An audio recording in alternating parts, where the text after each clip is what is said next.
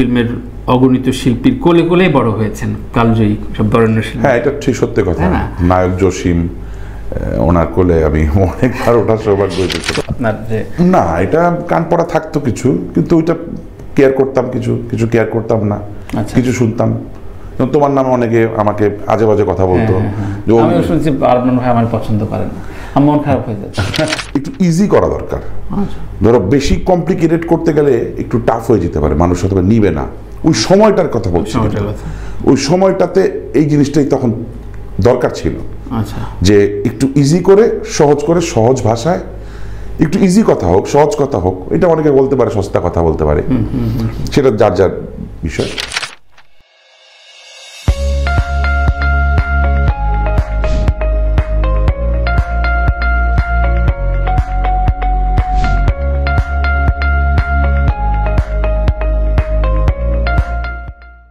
প্রিয় দর্শক, সবাইকে স্বাগত জানাচ্ছি আরেক সিরামিক্স নিবেদিত তানভীর তারেক শো। আমি তানভীর তারেক আজ কথা বলবো যার সাথে অনেকটা স্মৃতিকাতর হয়ে যাচ্ছি, কারণ আমার একটা সময় কেটেছে বেইলি রোড, নবাবপুর সহ বিভিন্ন জায়গায়। তার সুরে, তার সঙ্গীতে বাংলাদেশে অনেক রকস্টার যখন mix album, duet album, solo album বেরোতো, তা দিয়ে ঈদ যেমন হতো, বিভিন্ন উৎসবটা রাঙাতো।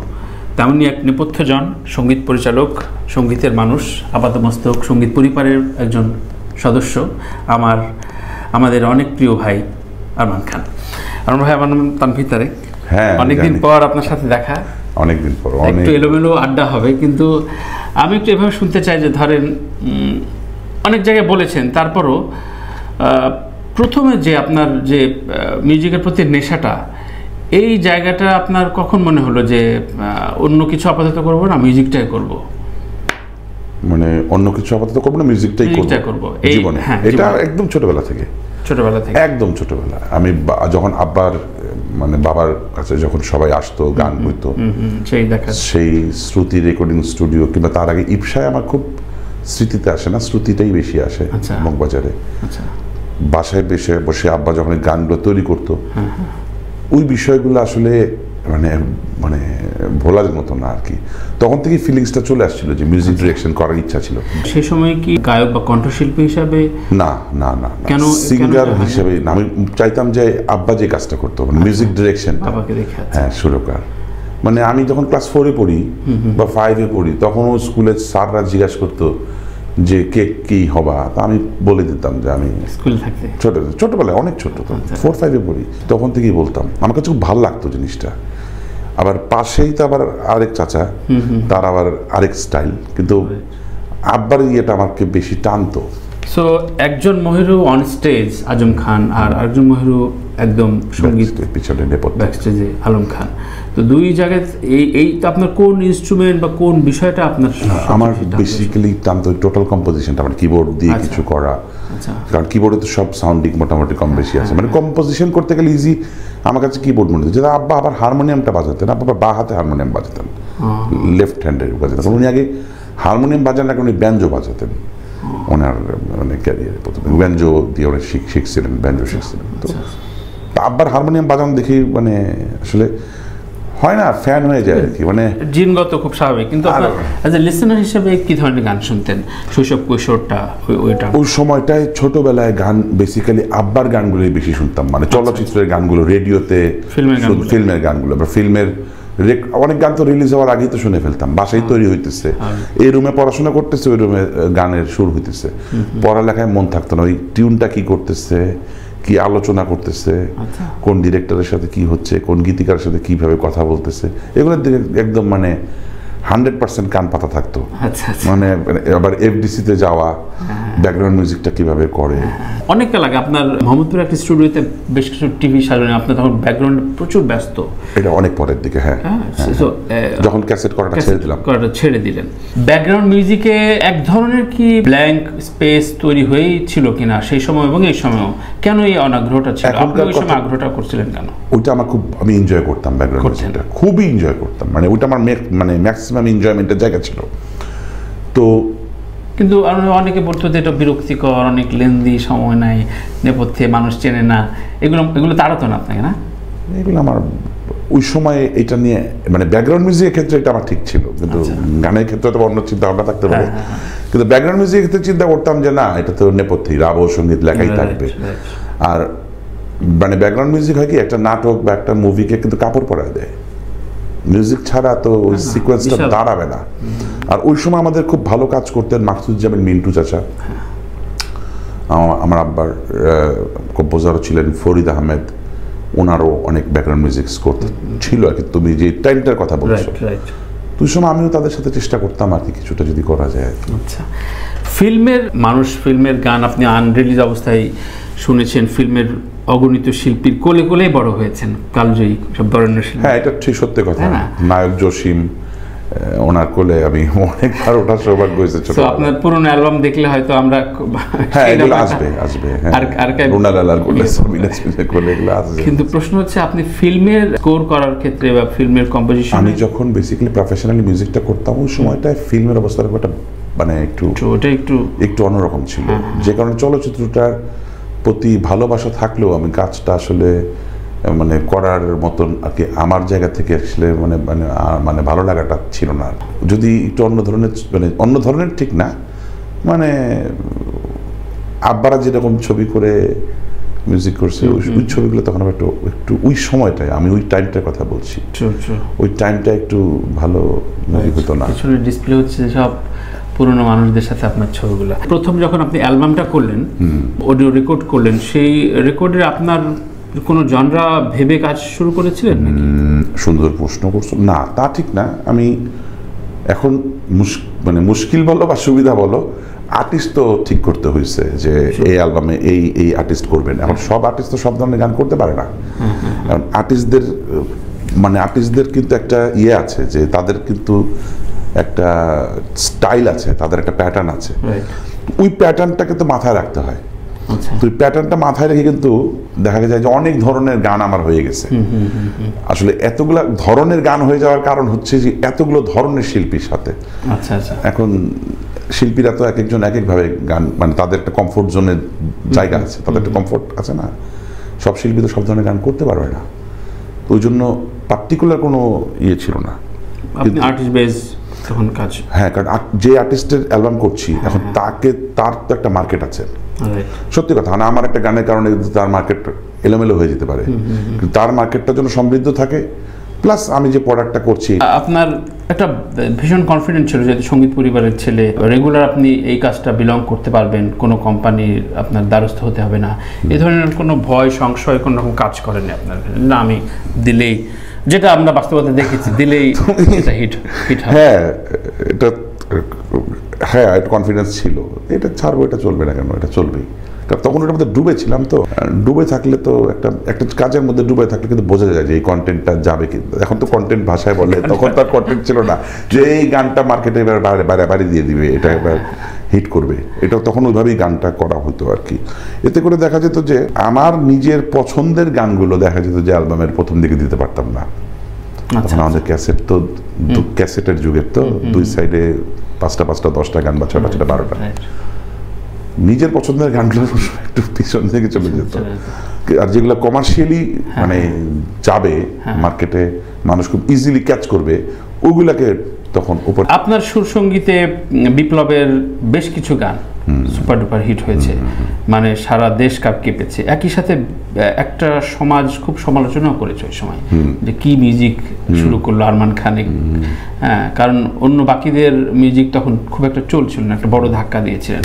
তো এই কমার্শিয়াল ফ্যাক্টকে আপনি ইচ্ছাকৃতভাবে নাকি কোনো ধরনের বাজারে স্টাক করার জন্য আপনি ইচ্ছাকৃতভাবে বাজারকে দিয়ে না? এখানে আমি একটু সুন্দর তোমাকে উত্তরটা আমি পারফেক্টলি দিয়ে দিচ্ছি। সেটা আমি অলওয়েজ একটু নতুনত্ব পছন্দ করতাম, এটা ছোটবেলা থেকে। আমার যে জিনিসটার মধ্যে একটু একঘেয়েমি চলে আসে, তখন আর ওইটা আমার মধ্যে আর কি আর মানে আর ইন্টারেস্ট থাকে না।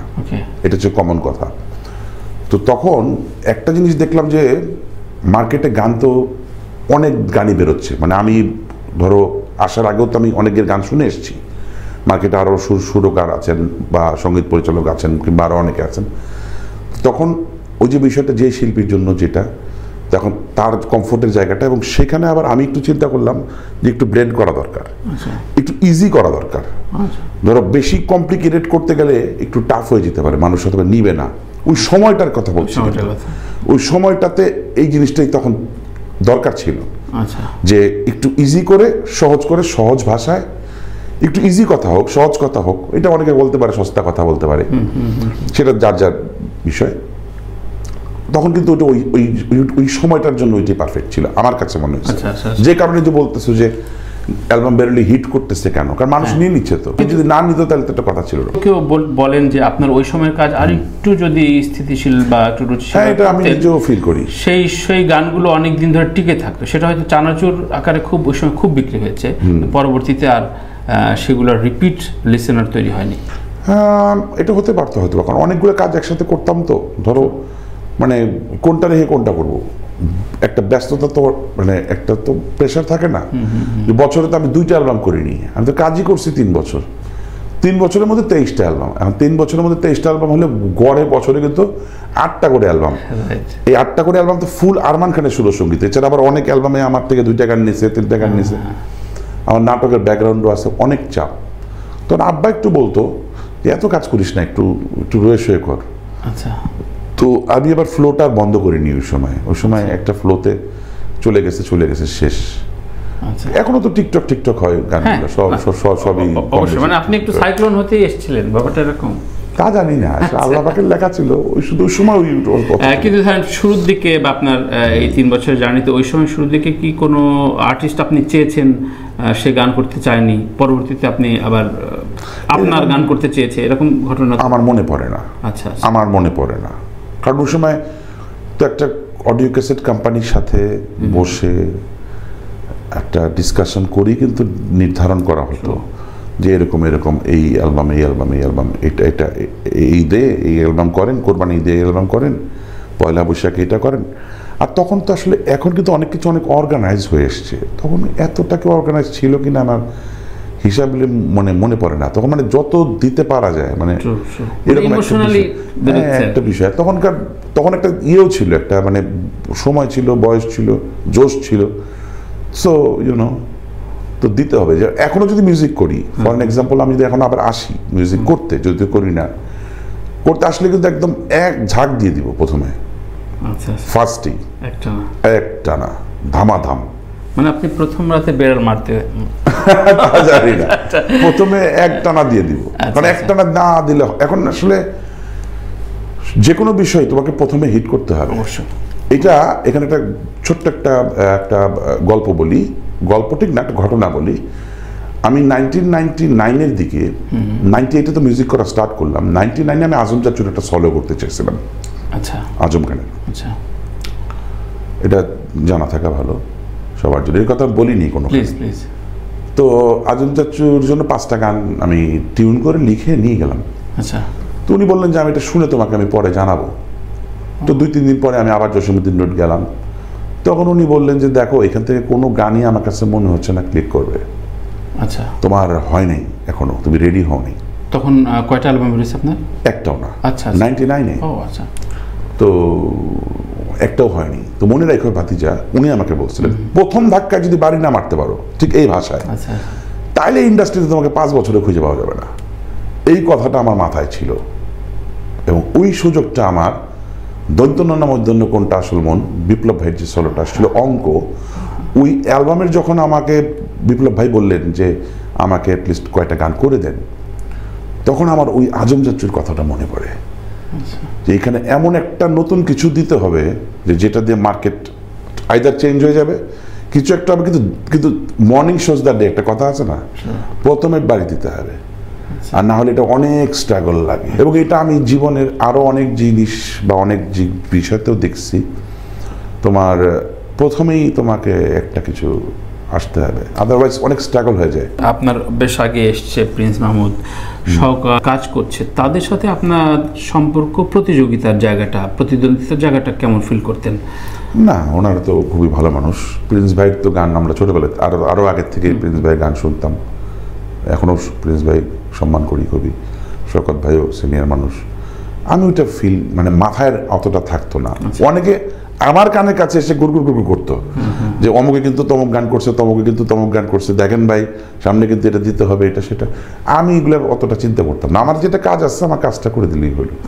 এখন এটা কোম্পানি ওয়াইজ এক ধরনের প্রতিদ্বন্দ্বিতা বা এক ধরনের ছিল এবং কান পড়াও ছিল সেই সময় প্রচুর। এইগুলো কিভাবে আপনি ওই সময় মানে শক্ত থাকতেন বা নাকি আপনাকে প্রভাবিত করতো সাউন্ড টেক, সঙ্গীতা? আমার তো সাউন্ড টেকের সাথে কোনো আজ পর্যন্ত কোনো গান হয়নি। কেন হয়নি সেটা একটা বড় প্রশ্ন, এটা একটু বলবেন আজকে। এটা কি প্রশ্ন এই মুহূর্তে প্রশ্ন?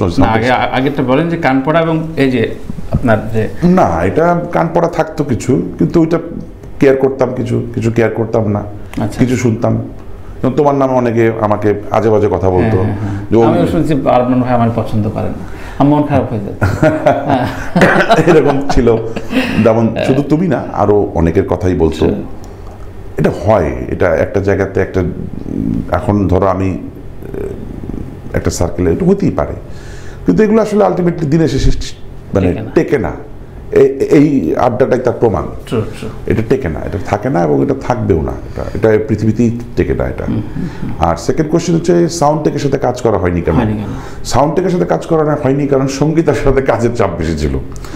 সঙ্গীত একটা মানে প্রেশার দিয়ে রাখতো। সাউন্ড টেকের সাথে একটা অ্যালবাম নিয়ে কথা হচ্ছিল একদম প্রথমে আমার, ওইটা দন্তন্য মূর্ধন্য গানটা বেরোর পরেই অথবা চাঁদের বাতি বেরোর পরে, আমার ঠিক মনে নেই।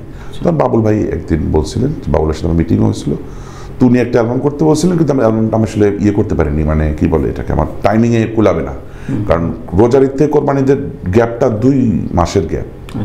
তো ওই 2 মাসের গ্যাপে আসলে আমি বাবুল ভাইয়ের জন্য কাজটা করতে, বাবুলের সাথে এখনো যোগাযোগ আছে আমার। বাইরে মজার ব্যাপার হচ্ছে বাবুল ভাইয়ের সাথে আমার এখনো মানে কিন্তু যোগাযোগ টুকটাক, কিন্তু ওনার জন্য কিন্তু কখনো কাজ করা হয় মানে। এখন সবচেয়ে মজার ব্যাপার হচ্ছে এখন এমন মানুষদের সাথে আমার যোগাযোগ হয় যাদের সাথে আমার কোনো কাজই, আর যাদের সাথে আমার এত কাজ হইলো তাদের সাথে যোগাযোগ নাই। আপনি বা আপনার আমাদের সিনিয়র টুলু ভাই, প্রিন্স মাহমুদ কিংবা শওকত ভাই, আপনাদের এই যে কাজ, বিভিন্ন ব্যান্ড আর্টিস্টদের কাজ, এটাতে ব্যান্ড ফর্ম হওয়া থেকে ব্যান্ডটা অনেকে ভেঙেছে, একটু ফ্রন্ট লাইনে গিয়েছে, দ্বন্দ্ব তৈরি হয়েছে। বলা হয় যে ব্যান্ডের যে কমার্শিয়াল ভ্যালুটা আপনারা মানে একদম ডিমোরালাইজ করেছেন অনেক ক্ষেত্রে।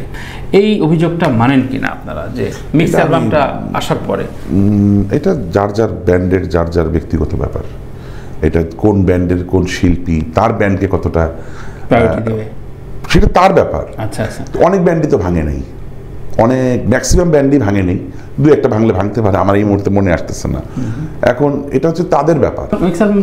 কনসেপ্টটা কি সারা ওয়ার্ল্ডে কোথাও আছে? আমাদের দেশেই তো বোধহয়, আমাদের দেশেই এটা আমি এখন তো জানি না, এটা আমি খুব একটা পাই না যে একটা ক্যাসেট হবে অনেকগুলো আর্টিস্টের ছবি, একটা সুরকারের ছবি, তাও সেটা সুরকারের ছবিটা ছোট, আর্টিস্টের ছবিটা অনেক বড় বড়। এটা বোধহয় বাংলাদেশই বোধহয় একমাত্র হয়েছে বোধহয়, এটা আমি আমার জানা নেই, অন্য দেশে আমি জানি না, হতে পারে, আই ডোন্ট নো। আপনার এই মুহূর্তে কোন অ্যালবামটার কথা মনে পড়ছে যে অ্যালবামটা করে রিলিজ দিয়ে আপনি খুব মানে থাকে না নিজের স্যাটিসফ্যাকশনের একটা বড় জায়গা? আমার স্যাটিসফ্যাকশনের অ্যালবাম যদি বলি, কাজের স্যাটিসফ্যাকশন অ্যালবাম, এটা কেউ শোনে নাই। আচ্ছা, কোনটা? এটা হচ্ছে শুভ্রদেবের সোল অ্যালবাম, দিও না পরানো যত না। আচ্ছা আচ্ছা, তুমি মাত্র শুনলা, এটা এটিএম মিউজিক থেকে বের হয়েছে। আচ্ছা আচ্ছা, এটা কেউ শুনে নাই, কারণ এটা শুনবে না, এটা শোনার মতো মানে আমি এটা জানলাম। এটা করেছি তোমার 2010-এ। এখানে 8টা গানই লেখা, সুর আমার। ওই গানের সাথে আমার আগের গানের কোনো মিল নাই, মানে এর আগের গানের সুরের সাথে মিল নাই। কিন্তু কলকাতা থেকে অনেকে শুভ্রতাকে বলছেন যে এটাকে আসলেই কি একটা বাংলাদেশের মানুষ এই গানগুলো লিখছে, এটা হচ্ছে প্রথম। আর সুবীর নন্দী, উনি শুভ্রতাকে বলে গেছেন ওনার মৃত্যুর আগে যে তুমি কখনোই কোনো স্টেজ শোতে আরমানের গান না গেয়ে তুমি নামবা না, একটা হলো গাবা। কারণ এই অ্যালবামের 8টা গানই আমার এত ভালো লাগছে, আমার বাবারও খুব পছন্দ হয়েছিল। ওই অ্যালবামটা আমি আসলে আমার জায়গা থেকে করছিলাম অনেকটা। আর আরেকটা অ্যালবামের কথা আমার বলতেই হবে, না বললে একদম খারাপ হবে, স্যাটিসফ্যাকশনের সাথে 3 সত্যি, হাসান ভাই সলো। দ্যাটস আমার স্যাটিসফ্যাকশনের জায়গা থেকে অ্যালবাম। ওই অ্যালবামে আমি কাজ করে টোটাল যা কিছু করছি, আমার মনের মতো গান আমি করতে পারছি। অন্য অ্যালবামে যে আমি মনের মতো গান করতে পারিনি তা ঠিক না, কিন্তু অল্প মনের মতো গানগুলো যে বললাম না ক্যাসেটের দিকে চলে যেত 5-6 দিকে গান, প্রথম আর শেষ গানটা তো কমার্শিয়াল ভ্যালু, ওটা তো একটা মারতেই হবে।